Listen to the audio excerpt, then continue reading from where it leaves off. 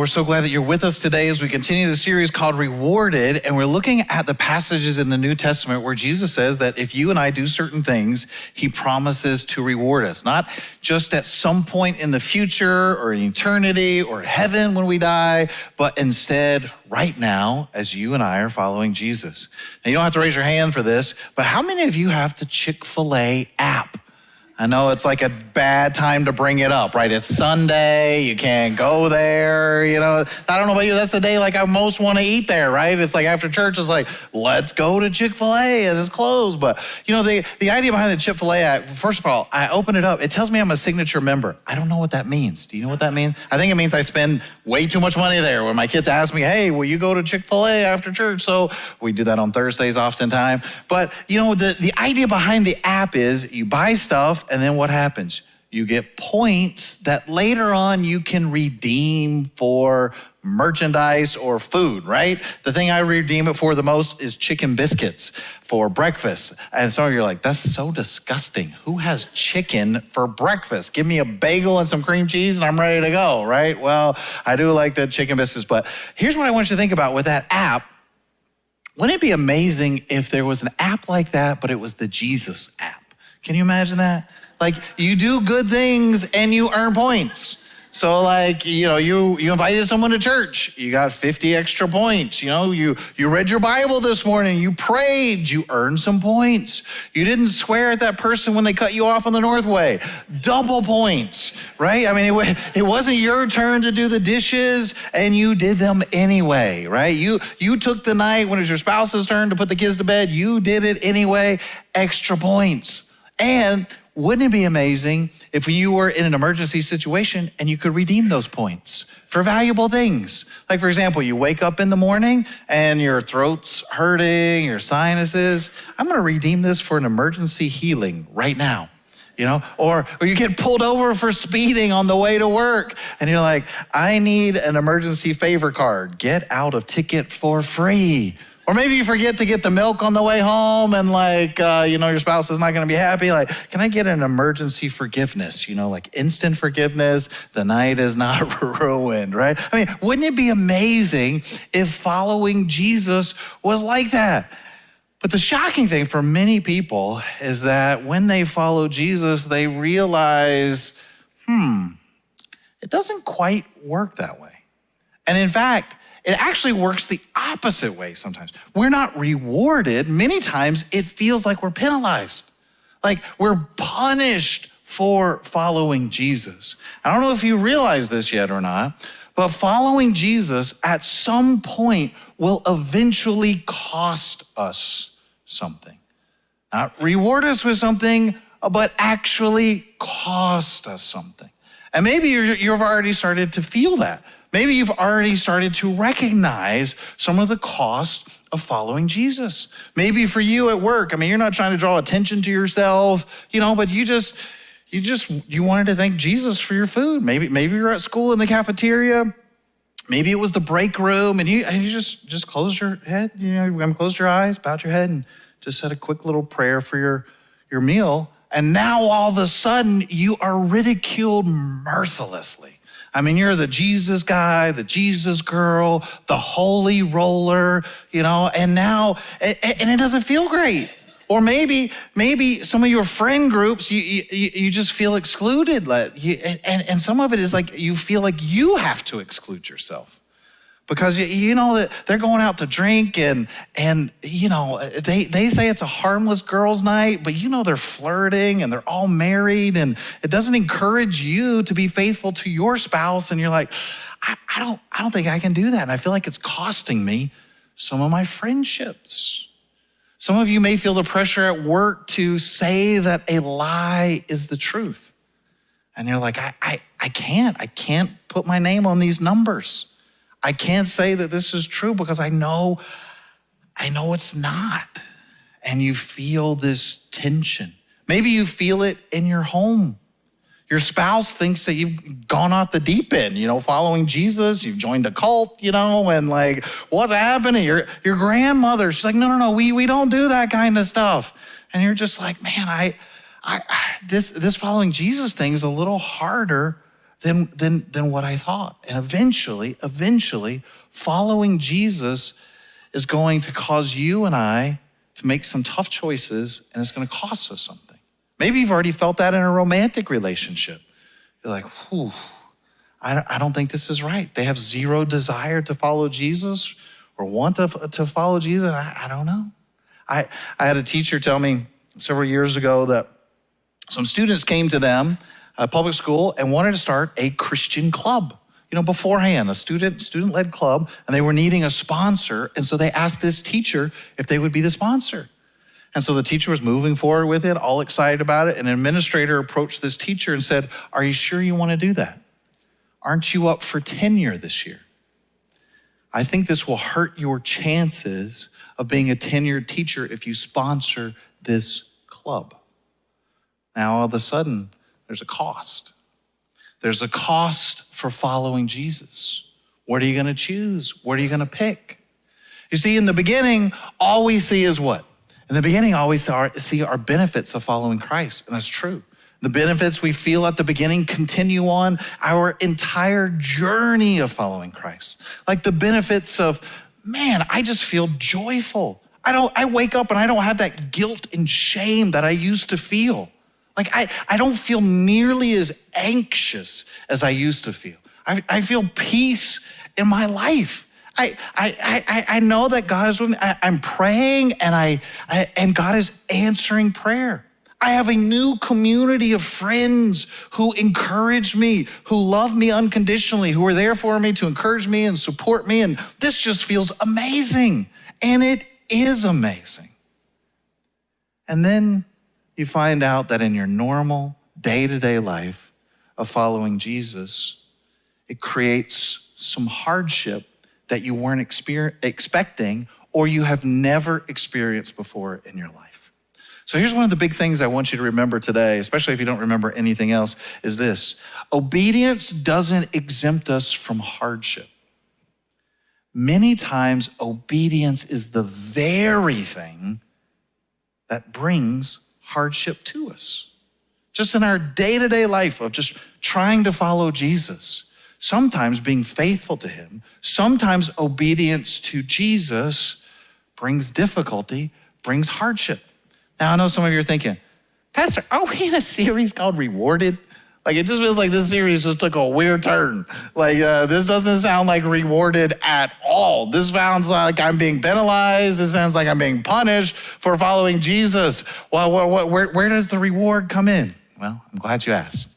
This is what Jesus says 3 times in our scriptures about us following Christ when obedience cost us something to follow him. Notice what Jesus says here in the Sermon on the Mount in verse 11.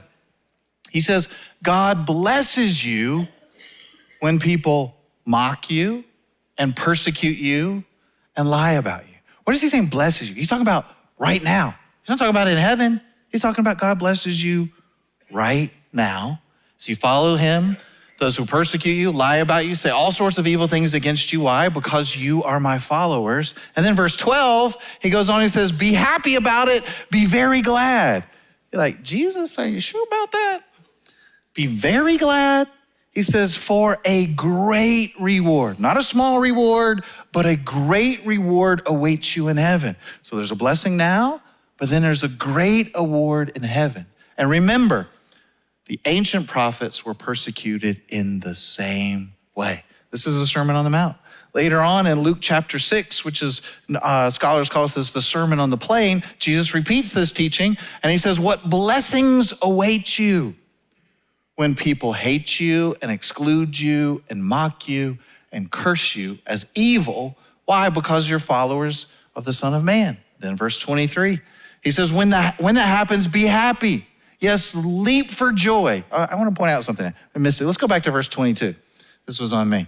Notice what he says. He says, when people hate you, exclude you, mock you, curse you. Ever had that happen before? Maybe someone mocks you.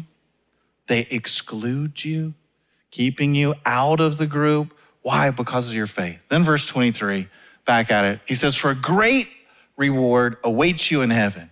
And remember, their ancestors treated the ancient prophets the same way. And then in 1 Peter, Peter is writing to Christians in modern day Turkey who are starting to feel some of the persecution. He says, but even if you suffer for doing what is right, God will do what? Reward you for it. So don't worry or be afraid of their threats. Now, Jesus is saying God will bless you in your day-to-day life if you're following him, and it creates difficulty. Now, he's not saying he's going to remove the pain or some of the consequences of it, but of course, what would be the opposite of this? To say, well, we deny Christ? Do we think God will seriously bless us for denying Christ? Do we think God will seriously bless us for choosing disobedience over obedience? Of course not. That doesn't make any sense. So God is saying in some way and somehow that he promises to bless you and me. Some of you already know what that feels like. Maybe for you, you've been excluded. Maybe for some of you, someone's cursed you or they don't want anything to do with you. Maybe you lost your job and it just feels like the bottom has fallen right out of it. But yet, even though the bottom has fallen out of your life, you feel like you're standing on solid ground, solid footing. And you have peace that you can't describe or explain. What is that? Well, that's part of God blessing you. That's one of the ways that he does it.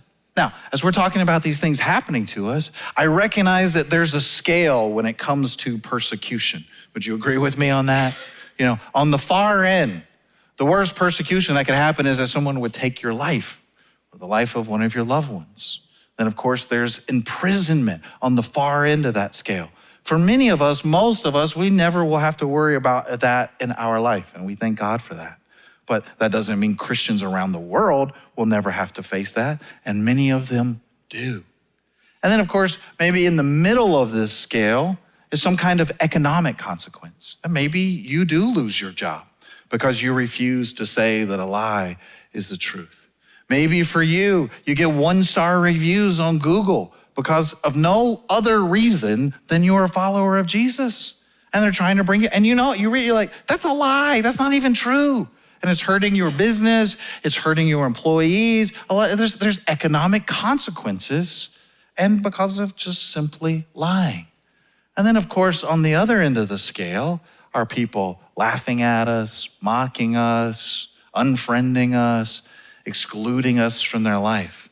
Those are more relational consequences than economic or physical consequences. But you know, here's the beautiful thing. Jesus doesn't say, only if it's death will you get a great reward. Jesus doesn't say, only if it creates economic hardship for you or imprisonment. No, he says in Luke 6, if they exclude you, they leave you out, they curse, whatever it is, Jesus is saying a great reward is waiting for you in heaven. Notice this, Matthew 5, Jesus says, God blesses you. He's talking about right now. Not in some future sense. He does say future sense in verse 12, but he's saying right now that God blesses you. Verse 12, what does he say? A great reward, not a small one, a great one. And here's what I love about this. The irony of this is that they're trying to create great pain for you. Great pain. To embarrass you, maybe to make you walk away from Christ, maybe to give up your faithfulness or your obedience to Christ. But instead of causing you a great pain, which I'm not saying is not painful, they're really earning for you, achieving for you, a great reward. Jesus, here's why I think this is so encouraging. It's because many times we feel alone, don't we? That following Christ and that obedience, it's a heavy price. And to feel like, man, I just don't understand this. Why am I the Christian who's suffering? Does anyone care? Does anyone see? And Jesus says, he sees. Jesus says, I see, I care, it's important to me. Notice in verse 11, I want to point out something else to you. This is important. Why are people persecuting us? This is important. Because you are followers of Jesus. He's not talking about just general pain in life. He's talking about pain that revolves around a specific thing. That you in your day-to-day life is trying to honor Christ with your choices, with your decisions. And he was saying, for following Christ. Now, this is very, very important because sometimes Christians confuse persecution with being a jerk. Right? Am I right? Right? Like Christians think because this is not a blanket, get out of jail free card. You can say whatever you want on social media and Jesus will reward you. No. Can I just say this very clearly? There is no reward for being a jerk for Jesus. Okay, can we just say that? Okay. Doesn't it just feel like some Christians are just like itching to fight? Like, you know what I mean? They're just like, ooh, what can I post on social media today to get a reaction out of people here? No, that's not what he's talking about. It's not like, let's just throw a little hand grenade and see what happens. Let me just share this meme and I'm suffering for Jesus. No, you're a jerk. That's what it is. Don't do those things. Can I tell you something else?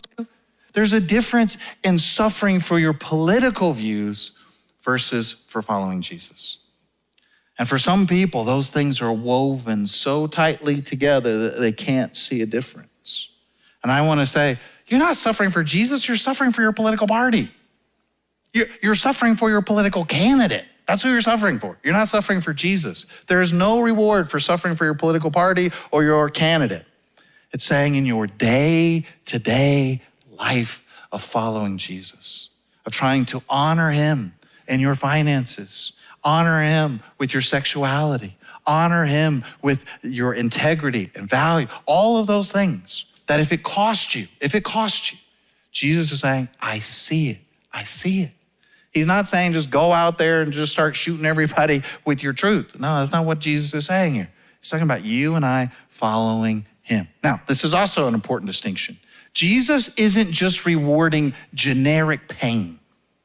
Jesus is rewarding pain that comes from faithfulness to him. There's a lot of things in life that are just hard, right? There's a lot of things in life that are just painful. Why? Because we live on planet Earth. It's a broken planet. Some of it comes because we're getting older. Some of it comes because of choices. Some of it, lots of reasons. Jesus isn't saying, I'm going to reward any pain that you've had. He's saying pain specifically tied to faithfulness to him. It's the difference, I think, between the Purple Heart and the Medal of Honor.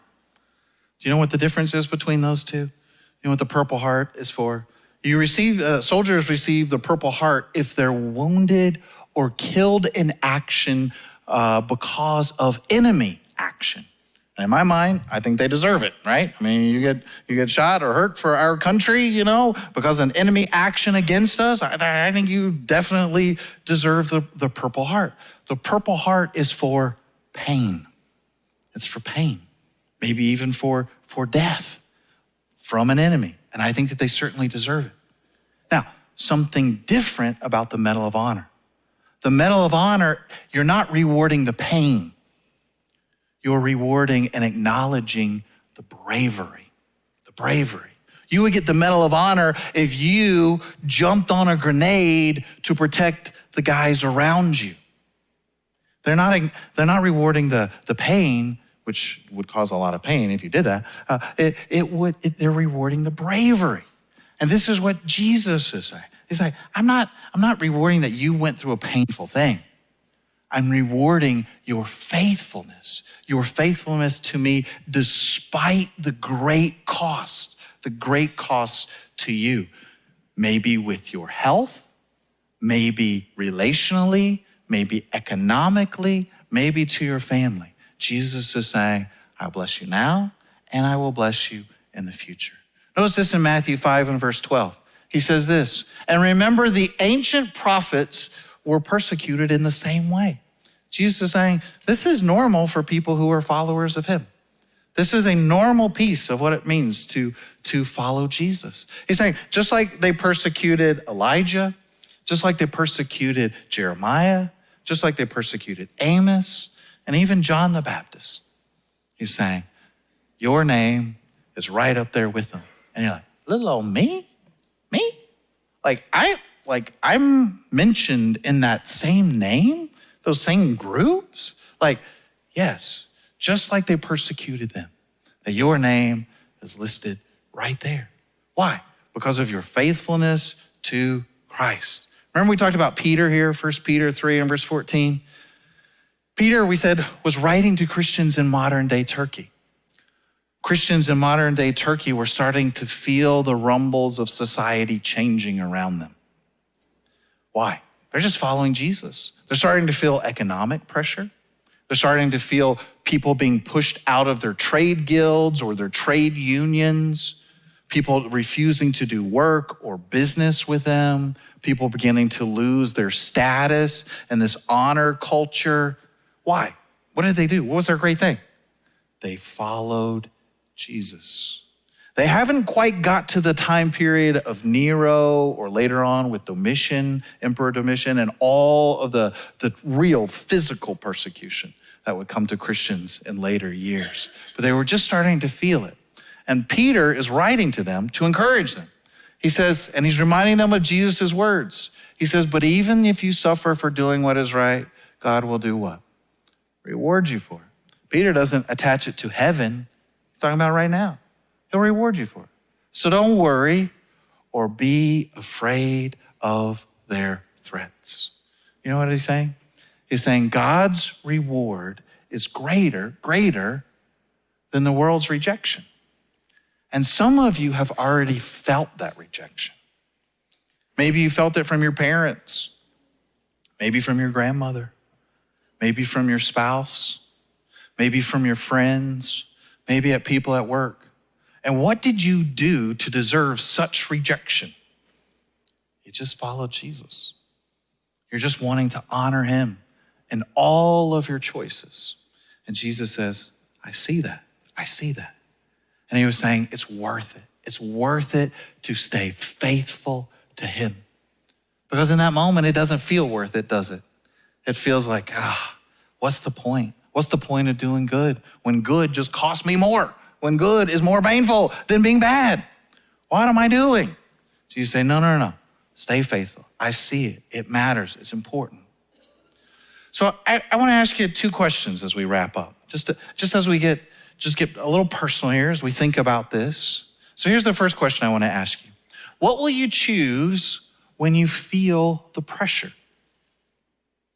What will you choose? I'm telling you, you're going to feel pressure at some point in your life. Maybe you already feel that pressure, and that's why the Holy Spirit brought you here. Maybe the Holy Spirit brought you here today because at some point in your journey of following Jesus, you're going to feel pressure. Pressure to deny him. Pressure to choose the easier path over the harder path. The pressure of putting yourself first over God's kingdom first.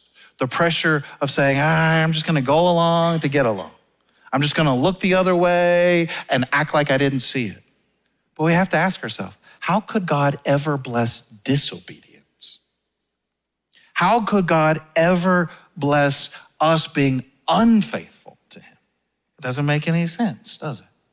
Jesus is saying your faithfulness is not overlooked. Your faithfulness is not missed. He sees it, he knows it. And here's the last question. The last question is, where are you already feeling the pressure to compromise? Again, maybe it's at work. At work to say a lie is the truth. At work to say that, yes, I'm endorsing these numbers. Yes, I'm gonna look the other way and act like I didn't see anything that's illegal that's going on. Maybe you feel that pressure with your friend group, and it's tough. Maybe you feel it in a romantic relationship. Before you met Christ, this relationship was a long way down the tracks. Your toothbrush is next to their toothbrush. But man, this relationship isn't being faithful to Christ. We're not honoring him. And it might cost you something. Well, what if they walk away? What if they leave? Do you think God can bless a relationship where you're not honoring him and putting him first? You say, well, what about my spouse? I'm married and they don't want anything to do with Jesus. I encourage you, stay with your spouse. Peter talks about this. The way that you love your spouse, the way you follow Jesus can soften their heart and change their heart towards Christ. I'm not saying it's going to be easy, but Jesus says, I see it. I see it. And what if the way that Jesus rewards your faithfulness is by your spouse one day bending the knee to follow Jesus? Isn't that your heart's desire anyway? Yeah. Maybe for some of you in this room, you have a business partner. It's tough. It's tough. And you're like, man, we are definitely not on the same track. I'm going to lose a ton of money if I pull out now. Can I tell you? Jesus sees that. God's reward is greater. It's greater if you'll trust him. Peace, you can't put a price on that. You can't put a price on faithfulness to Christ. You see, it's possible to be rejected by people and still be blessed by God. We think, no, the people don't, I would rather be accepted by people than God. It's very painful. It's very painful to be rejected by people. But God is saying, I see. And maybe some of you have been delaying your next step of obedience. Maybe you need to be baptized. But well, my grandma and what she's saying and, no, following Christ. It's better. It's possible to be rejected by people and blessed by God. What would it look like? Imagine with me if we're a church that's not trying to pick a fight with anybody. I don't think the Capital District needs a church to try to pick a fight with anyone. But what would it look like that if the choice came down to us following Christ or choosing the easy way, we'd say, I'll stand firm, even if it costs me. Even if it puts me in the fire, because Jesus, you're with me. You're with me. What would it look like for you and me to say, listen, we're not trying to make a big show out of anything. We're just trying to follow Jesus in humility and holiness. I think that's what the Capital District needs. Not someone who's trying to throw a grenade or pick a fight with everybody, but saying, we're trying to follow Jesus faithfully in humility and holiness. And see, the good news is Jesus says, I see that. And I'll reward your faithfulness.